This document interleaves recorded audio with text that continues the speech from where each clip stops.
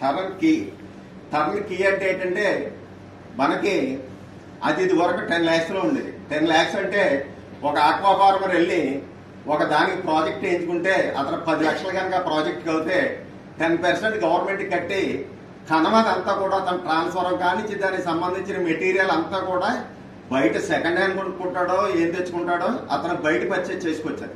అంటే అలా 10 లక్షలకే బయటకు వెళ్ళి కొనుక్కుంటే ఇంచుమించుగా 4-5 లక్షలు అతను సేవ్ అయిపోతాడు.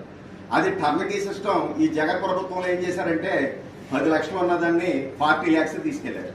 అంటే 40 lakhs అనేటువంటిది ప్రాజెక్టు రైతుకి రాదు.